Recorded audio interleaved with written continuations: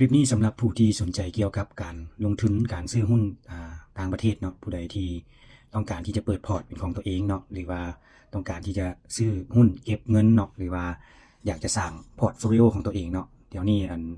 จากที่คลิปที่แล้วมาเนาะได้เฮ็ดไป10 EP เนาะอันนี้ได้เฮ็ดเป็น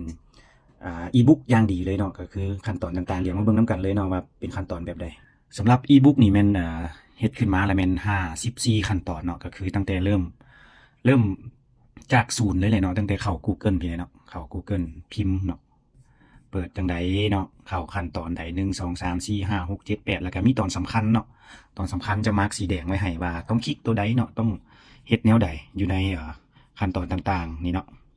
มันมีหลายตอนเนาะที่ว่าสำคัญเนาะมันมีหลายตอนที่ว่าสำคัญในการที่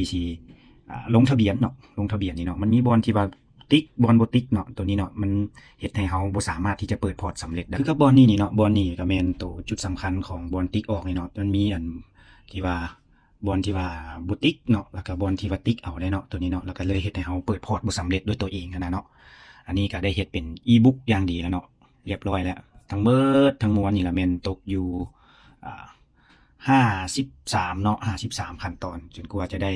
สเตตเมนต์เนาะเอามาใส่แล้วจึงแม่น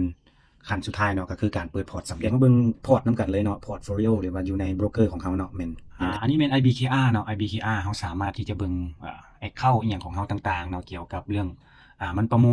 วลผลอีหยังให้ต่างๆเนาะสถานะอีหยังของเฮานี่นะเนาะเฮาสามารถเบิ่งได้เฮามีหุ้นมีหยังแน่อยู่ในนี้เนาะเฮาก็กวดเบิ่งอ่านเบิ่งเนาะอยู่ในต่างๆและคลิปต่อๆไปเนาะเฮาก็จะเห็นเนาะอันนี้แม่นเงินอีหยังของเฮาเนาะก็สามารถเบิ่งได้